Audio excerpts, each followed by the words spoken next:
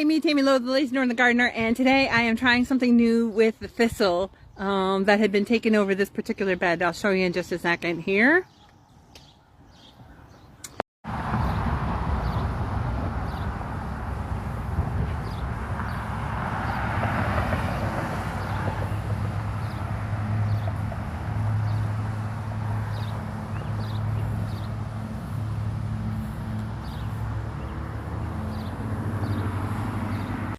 So this is a cleaned up bed, just need to weed whack it. And then I've got some perennials I'm going to put in too for pollinators. So I want to make this as low maintenance as possible. I do need to get rid of these over here, these thistle, and a bunch of goldenrod, wild goldenrod as well.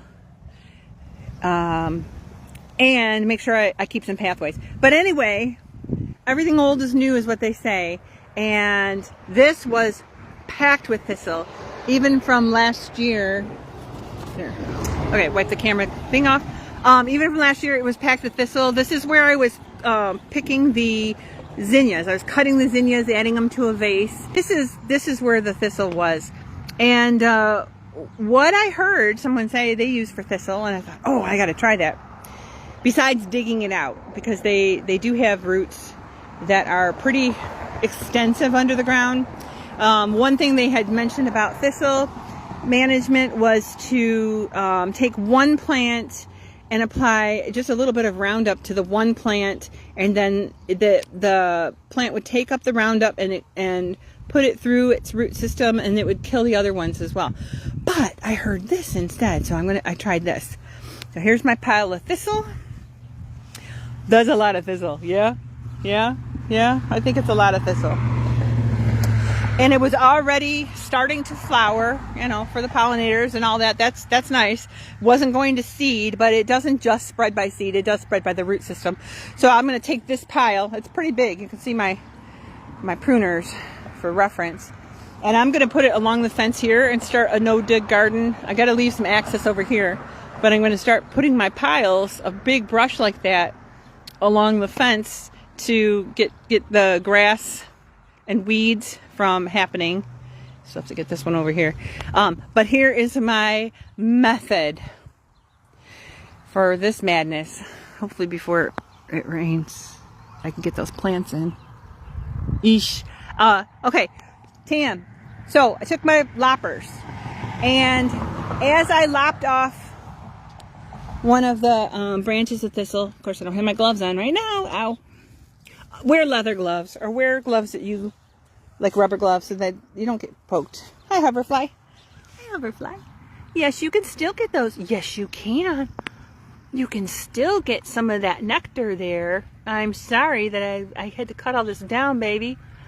But it was being rude. And it's not in a bed where I want it to be. So you can, yes, good. You see that? Look.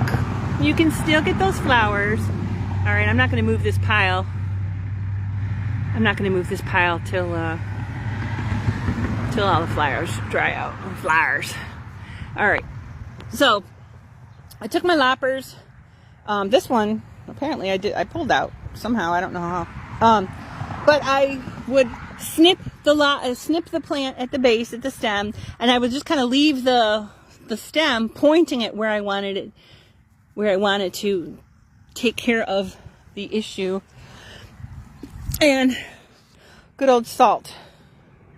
And I would pour a good heaping into the stem. A lot of the stems were hollow. Into the stem, probably because they now have flowers. So I would pour it, just take the salt, and I'm not going to do it on the grass, but I would pour it into the stem and around that area. And it's very intensively salty. So it's not going to affect the wildlife and the other bugs and all that other stuff. It's going to get into the root system of that particular plant and basically dehydrate it. So I'll show you what that looks like now in the garden. Now it looks like little patches of snow, but that's all salt. And I didn't want to miss the stems, so that's why I left the long stuff that I cut off pointing at the nubs, because I wanted to make sure that I got every little nub that I could to dry them out, because I don't want them. Look at it, this is even growing in the grass down here, over there, and over there. So it was really starting to creep into areas that I actually plant, that I want to plant in, which is not cool. So now I'll have the chief come and he can weed whack this whole edge area. And I am going to start putting the perennials in probably right around here. I got butterfly bushes, little 4-inch pots, for $2.50 each. There's a hummingbird. $2.50 each, butterfly bushes. They're already a couple feet tall, so that, as soon as I plant them, I will cut the butterfly bush back, each one, because they're very top heavy and they really need to be cut back. And then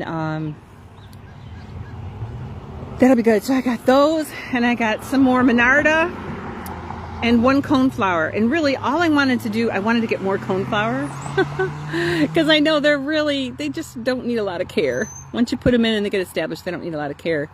Let's see if I can get that hummingbird. It's at the very top. Oh, you can't see it. It's the very top of the trellis, right there where my big fat finger is. Oh, now it's gone.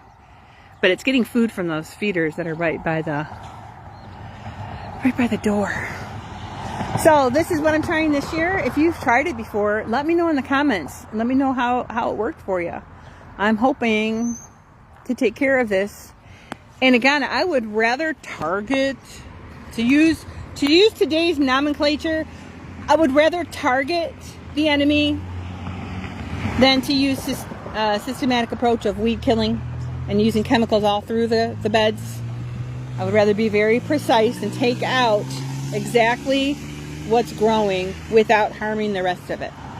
So, like I said, I'm going to leave this here. Ooh, he's going to get mad. When I go in, I'll let him know where I want to do. And again, this is with salt. Okay. Got some work to do while the sun is blocked from the clouds. So have a great day. Catch you later.